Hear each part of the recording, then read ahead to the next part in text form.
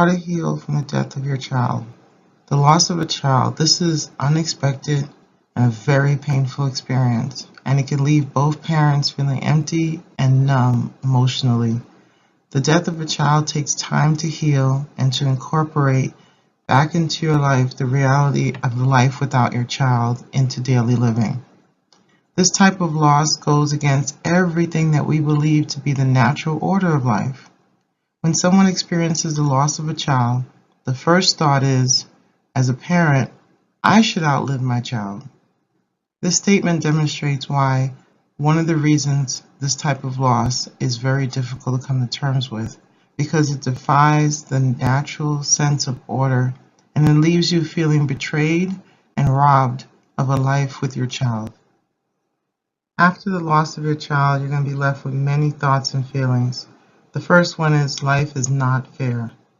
The feeling of unfairness and powerlessness because you did not have the ability to change what took place. The unnatural order of what's happened makes it seem impossible to comprehend. There's a loss of words, there's a loss of clarity, there's a sense of emptiness of wound, and there's a discontentment that comes with it. There's a loss of potential, the potential that your child could have been anything, done anything, the potential that the family had with your child in it. And there's a missing branch to your family tree. You feel like there's the opportunity to build your family of your dreams, the opportunity to see some of your visions and your hopes come true. It feels like you've lost that with the loss of your child, and that your whole world is turned upside down. For some parents, the birth of a child gives the chance to start life over again. It gives you a chance to change your story. It introduces new possibilities. And now with the death of your child, there's a loss of potential for everyone that was touched by your child's life. The family lineage or the family tree just doesn't seem the same now, because what once was a branch on the tree now seems like there's a missing branch. And there's an increased sense of guilt. What could have I done better? What if I was there? Or what if this happened? Or what if this changed? And then there's growing anger. Why my child? Why me? Why now? This is so unfair. And there's a blaming of yourself, or you find yourself blaming others. And because you're grieving, you find that you start to avoid people and definitely avoid situations where you're going to have to talk about the grief, or that might remind you of your loss. And you just feel like you want to be alone, where at the same time you want to reach out to others. So sometimes it feels like all you can feel is a sense of anger and sadness and aloneness, and that you're stuck in this circle. There's feelings of hopelessness. Like, what now? What do I do now? Like life has no meaning. If I could lose someone so important to me, then anything can be at stake. And then there's a feeling of, what? I'm just not going to get up and take care of myself. I don't feel like brushing my teeth. I don't feel like showering. I don't feel like getting dressed.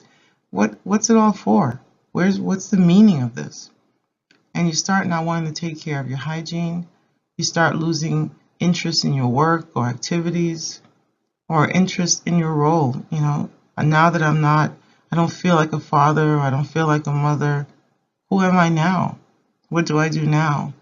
And it seems like your identity has shrunken, when the truth is you will always be a mother and you will always be a father. And then there's a loss of connection with other parents, other friend groups, and activities that once centered around your child that you had in common, you don't want to do anymore. And then that you feel like that sense of loss of connection. Everybody still has their child. I don't have my child. So where do I fit? What does life look like now without my child in the world? All the thoughts and the feelings that you are having are natural. And I'm going to tell you that you will have these thoughts and feelings for a long time. And you will go in and out of some of these feelings, and these thoughts will come and thoughts will go, and you're going to wrestle with these thoughts for quite a while. Know that the loss of love is the reason why you're grieving. But the very love that you've lost, love is needed to repair the wound. Loving yourself, loving others, finding a reason to love again, It's also important to remember that the loss is not final if you consider the power of the relationship that you have with your child and the ability for that relationship to transcend the death experience. The love that you have for your child can move from the present, from being present and available in an emotional attachment experience with another person, to a very permanent experience of love that you carry into the future. The process of the experience of love changing will require that you process the feelings that you're having now, processing the feelings of anger, of rage, of terror, of guilt, of numbness, of anxiousness, and of a broken heart. Processing those feelings so that you're not focused on the feelings, but you're focused on the love that you had for your child, and that you carry that love into the future where you tell everyone about the beauty of your child, about your child's life, about how your child impacted the world. This is not an easy process, but this is a very, very much needed process going into your future, and also to carry on the legacy of your child, the memory of your child. As you're listening to this, you may think to yourself, I can't begin to think about this healing process that you're talking about. But in the beginning, you will experience difficulty concentrating. You'll have changes in appetite where you'll feel like eating and then you won't feel like eating. You'll find that you're having problems falling asleep. You're having problems staying asleep when you do fall asleep. You may feel very tired and exhausted all the time. You'll find that your emotions sometimes feel out of control and you start crying at the drop of a hat. You might be avoiding people and situations because you don't want to talk about the grief, or because the people remind you of what it was like to have your child with you. You may find yourself having suicidal thoughts or feelings like, I can go to sleep and I don't care if I wake up. You might find yourself also losing interest in things that you once enjoyed doing, that you don't want to do it anymore, and you isolate more and more, or you just stop doing those things altogether. You find that you have a depressed mood and increased irritability, and then you may be experiencing significant weight loss because you just don't want to eat, or significant weight gain because you're eating to feel better. And if you're experiencing any of those symptoms that I talked about, it's important to seek treatment. Seek treatment because any of these symptoms can be signs of going from grief to going into a deep depression. And you want to get help before that. You want to get help if you're stuck in grief, if you're having a difficult time. You want to get help just to have someone to talk to and someone that's going to understand. You want to seek help so that you can feel better, that you can become more hopeful and more connected. That a part of the healing process is beginning to build connections to family members, other grieving parents, to strengthen your connections with your spouse or with your partner, and that you want to take the steps to begin to release the hurt, the anger, and the pain, and to recover from the trauma that was associated with your loss. You want to discover the paths for forgiveness, forgiving yourself, forgiving others. As part of your healing process, you get to choose how your child has impacted the world in their time on earth or their time in your womb. You as the parent, the grandparent, or family member are part of telling the story of their life. It is not the length of time that they lived that defines their impact. It's the mark that they left on your heart and others. From the moment of their conception to their last breath, your child caused changes to take place and had an impact in this world. Celebrate the anniversaries carefully to not be re-traumatized. Plan the day before it comes. You can choose whether you celebrate their birthday or their death day, or just one. Seeing the life of your child as a gift more than focusing on the loss is important in the healing process. Choose the narrative about your child. Allow the love of your child to live on in the words spoken, the memories shared, and the activities of life. One of the most anxiety-provoking situations that you're going to have, and a painful moment, is revealing and retelling about the loss of your child to someone who doesn't know. It's important and it's helpful to decide what you want others to know and then how you plan on telling them before this happens. This gives you control of your narrative, allows you to decide who's worthy of the full story and who's not ready to handle or hold the sacredness of your pain. Honor your child and the children that you currently have still alive with equal importance.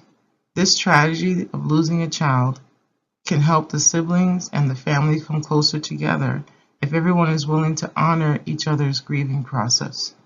Talk about how each person is impacted by the loss and allow the siblings and the family members to be heard, understood, and accepted by the rest of the family. Don't make your surviving children into your caretaker.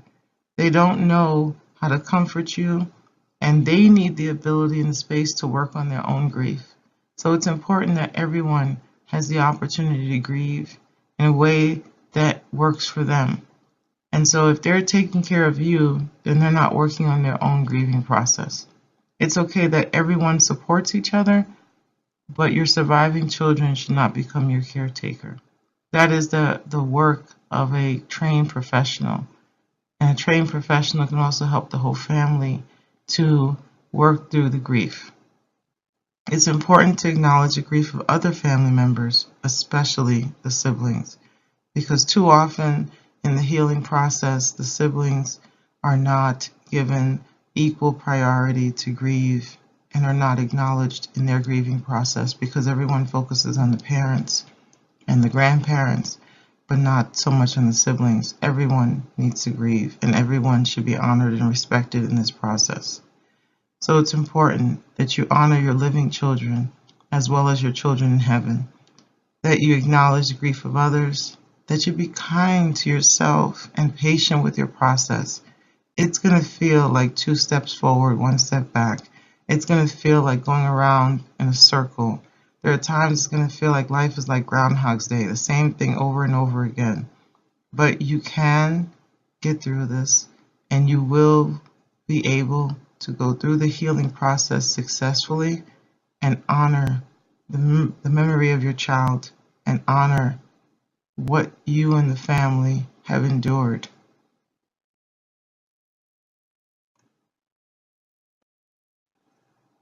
As part of the healing process, you will have to take action.